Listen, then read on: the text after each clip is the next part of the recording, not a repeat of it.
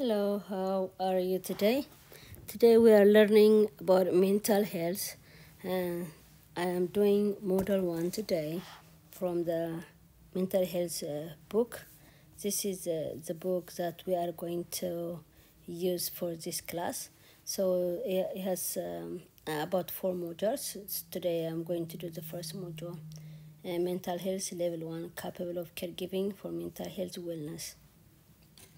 We are using this mental health level 1 book. Reading materials is attached in your email. If you want to order this book, you can order it online or at this phone number, or you can call me too. I'll get it for you. Module 1, mental disorders. The first is the facts. Let's talk about facts. Mental health disorders are brain disorders. It's a brain disorder that interfere with a person's thinking, feeling, mood, ability to relate to others, and capacity to cope with demands of life. Most people who have mental disorders tend to get depression, anxiety, emotional distress, substance use disorders, and more. People with mental health disorders need medical and social support to stabilize or recover from these disorders. The symptoms may improve or worse based on care and treatment. To diagnose a mental disorder, the person has to discuss his or her symptoms with a licensed clinician. There are stigmas and myths that are going around mental health disorders. Stigma affect how others treat a person with a mental disorder. Stigma is defined as a sign of shame or disgrace. There is a long history of stigma, misunderstanding, and false beliefs surrounding mental disorders. It affects how others treat a person with a mental disorder.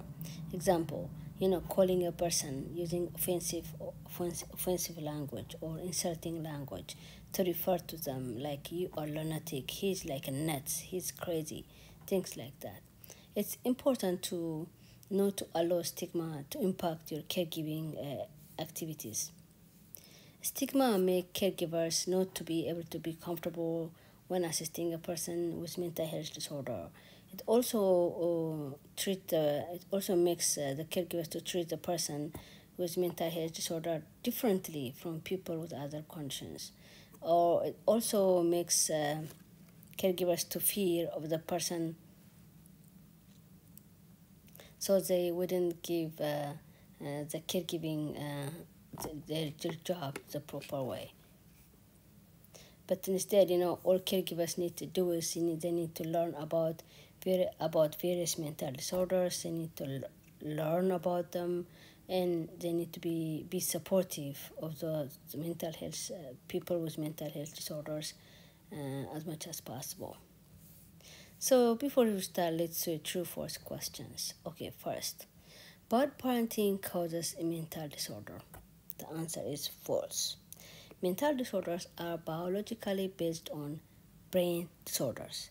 They are not the result of personal weakness, lack of character, or poor judgment. Okay, second, only uneducated and poor people develop mental disorders. That's false again, because mental disorders are not related to person character, intelligence, or socioeconomic status. Mental disorders can affect people of any age, race, religion, or income. Okay, the third one. Medication can cure mental disorders. It's a false again. Mental disorders are treatable but may not be curable. So the answer will be false. Okay, mental health conditions. There are many mental health conditions.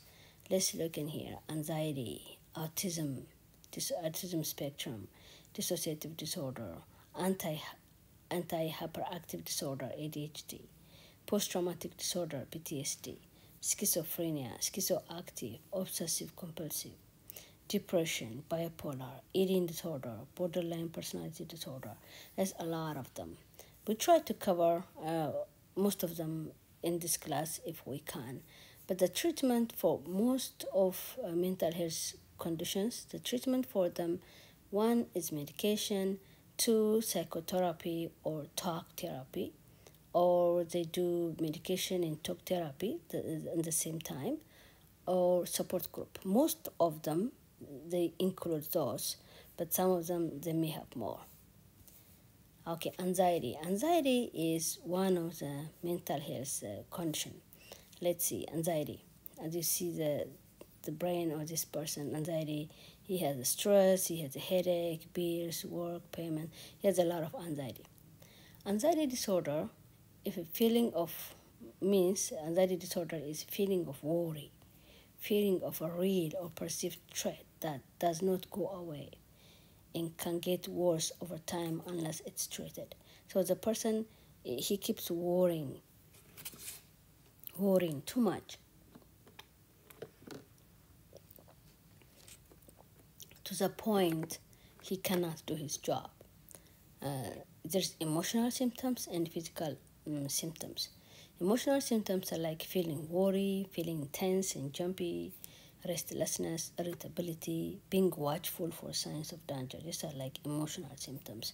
The physical symptoms are like pounding or racing, the heart beats, shortness of breath, they can't breathe sometimes, difficulty breathing, upset stomach, sweating, fatigue, insomnia, frequent urination, diarrhea. These are like the physical symptoms. There are different kind of anxiety, generalized anxiety, panic anxiety, phobia, social anxiety, and more. But generalized anxiety is like excessive, exaggerated worry about several aspects of life. Panic is fear, anxiety, fear, arising frequently without any known reason. Phobia is extreme or irrational fear to a situation. And social anxiety disorder is an intense, persistent fear of being watched or judged by others in social performance situation. More than being shy, no social or romantic relationships, this kind of people. The treatment for it, as we talked before, is a psychotherapy, it's a talk therapy, cognitive behavioral therapy. This like teaches a person ways of thinking, behaving, and reacting to an anxiety, porching, and fearful situation. Stress management techniques and meditation, self-help or support groups, medications. The treatment is kind of similar. Depression, you see this guy, he's been sleeping on his bed most of the time, he's very depressed. That's what it looks like. Depression is serious but treatable mood disorder that involves the body, mood, and thought. It affects the way the person eats, sleeps, feels about self, and the way the person thinks about things. It usually lasts for several weeks. Symptoms are like social withdrawal, persistent sadness, irritability, despair, feeling of hopelessness, worthlessness, guilt, helplessness. There's a lot of them to list. They will have decreased interest or pleasure in activities once enjoyed, difficulty concentrating or making decisions, change in appetite, weight gain, loss changes in sleep pattern, loss of energy or suicide thinking. Usually depression or all the other mental health disorders caused by imbalance of brain chemicals that regulate mood. This is bipolar, it has like two phases on it. Bipolar is a chronic and generally lifelong condition with recurring episodes of mania and depression that can last from days to months. Unusual shift in mood, energy, ability to function. It's a shift. Now they are high and then they go down. We already talked about depression here, and the bipolar had like mania on it. It's like mania and depression. Mania is like excessive and persistent, elevated or irritable mood. So they can have increased energy, activity, restlessness, pacing, fidgeting, elevated happy mood, irritable, angry, unpleasant mood, decreased sleep, denial that anything's wrong, racing thoughts, jumping from one idea to another, increased sexual or risky activities, poor judgment, impaired pulse control, unrealistic beliefs in his or her abilities, poor concentration. None of them. So bipolar has two of them together. Either he's high or down. Some people, they may sleep 2-3 days. and the same person, they may not sleep 3 4 days. It goes in a cycle usually, but it's like he has two characters, one after the other. Borderline personality. This personality is very difficult to write it or to say it, but one example is like if you have a friend, and that friend you've been going very well, you've been friend together very well, and you have a good relationship, and all of a sudden something happened, and then that person gets mad, and they forget what the good days you did for that person, and this person becomes very mean to you. It's like that. Their behavior is like, it's like a borderline, you know. They go good and then they go bad. It's not like bipolar, but they just change. Bipolar is like a shift of behaviors, either they are high or low. But this is like in any moment it can happen. Borderline personality disorder is a problem regulating emotions and thoughts, moods, impulsive and reckless behavior, and unstable relationship. Symptoms like fear of being abandoned by family and friends, unstable, persistent relationships, distorted self image, impulsive behavior, suicidal or self harming behavior, chronic feeling of boredom or emptiness, inappropriate, intense, or uncontrollable anger followed by shame and guilt, disconnecting thoughts or identity, stress related to paranoid thoughts, periods of intense depressed mood, irritability, or anxiety lasting a few hours to a few days. This is another one, obsessive compulsive disorder. Obsessive compulsive disorder is characterized by repetitive, unwanted, intrusive thoughts, that's the obsession part, an irrational, excessive urge to do certain action, that's a compulsion. Example, hand washing due to fear of germs, like that.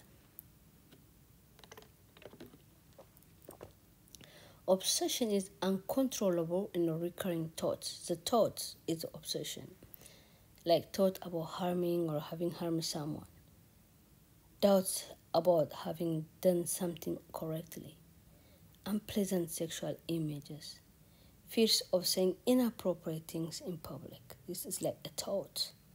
And the compulsion part is engaged in a repetitive behavior.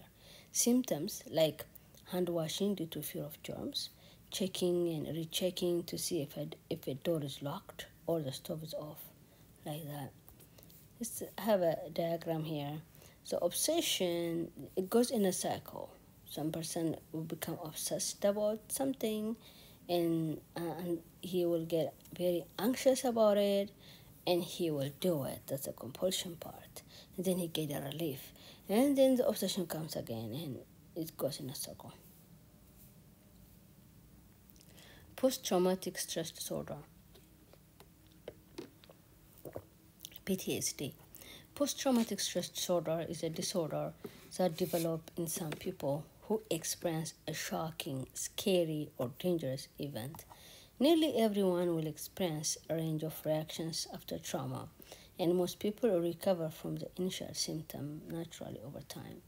Those who continue to experience problems diagnosed with PTSD. Symptoms are like intrusive memories, including flashbacks of a real moment of trauma, bad dreams of scary thoughts, started very easily, feeling tense, trouble sleeping, or outburst of anger. So these people usually, their solution is avoidance. They stay away from certain places or objects that are reminders of the traumatic event. So this is, when I think about post-traumatic disorder, I usually think about veterans, they were in a war, and once upon their life, and then after they come back, that follows them, most of them, and it haunts them, something like that. Schizophrenia. You see this guy, something is talking to him or something. He was just very depressed about it because something was behind him. Schizophrenia usually involves delusion, It's like a false belief. Hallucination, seeing or hearing things that do not exist. Unusual, those people have like unusual physical behavior, disorganized thinking and speech. Their symptoms usually are like they get isolated and withdrawn from others, and they have like sleep problems or irritability, and they have hallucination, delusion, and negative symptoms like emotionally flat or speaking in a dull, disconnected way, unable to start to follow thoughts with activities, show little interest in life or sustain relationships, cognitive issues, disorganized in thinking. This is another one, ADHD. Because a person he's just standing here, he can't stay in one place. He runs over here, he runs over here, comes back, he runs over here, comes back, he runs. Very active, usually. Uh, Attention, they don't have any attention span to sit. That's what it means. Extremely active and active on impulse. Distracted easily, bored with tasks quickly. Difficulty focusing attention or completing a single task. Not listening or paying attention when spoken to. Daydreaming or wandering with a lack of motivation. Difficulty processing information quickly. Hyperactivity. Those people, they are very, very active, fidgeting, squirming, trouble sitting still, non-stop talking, touching, playing with everything, difficulty doing quiet tasks or activities. They are impulsive, impatient, acting without regard for consequences, blurting things out, difficulty taking turn, waiting or sharing, interrupting others. Very, very difficult. Those people that don't have any patience, they keep talking to you. Doesn't matter you are talking with somebody or not. They just want to talk whatever they want to and just non-stop. It's very hard. Mostly diagnosed in young people, but it affects all ages. And the cause of it is genetic, environmental factors, and cigarette smoking or alcohol use during pregnancy or exposure to lead as a child is one of them. The treatment, just like the other ones, behavioral therapy, medication, nutritional supplement, elimination diets are some of them.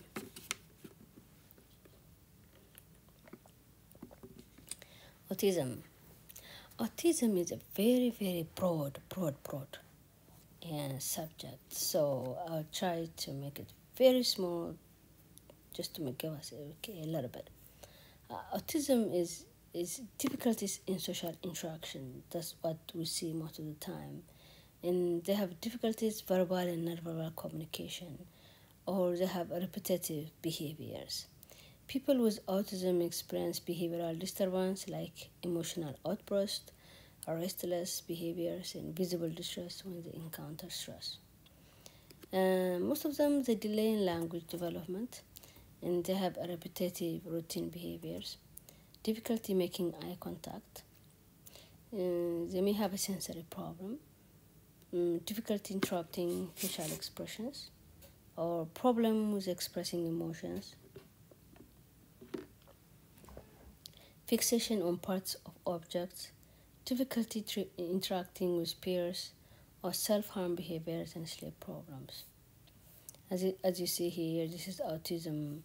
You see information process memory or over focus, becoming stuck in detail, or can be detail conscious, can be difficulty following non-specific instruction, tenacity, honesty, difficulty with verbal communication, creating and finding patterns, overstimulation, and stress. It's very broad, but one thing you need to know is that they have a difficulty in social interaction most of the time. It's very hard for them to have a social life, to have a social friend or something like that. Dissociative disorders, or they call it DND, it's a multiple personality disorder. That's why I have this picture here. This lady, she has many disorders, so each person has a different behavior. So when that behavior comes, she becomes that person. It's just very difficult. An involuntary escape from reality. They don't want to go out of the reality, but involuntary, this dissociative disorder takes them out. And it has a disconnection between thoughts, identity, consciousness, and memory. So their thoughts, identity, consciousness, and memory, it disconnects.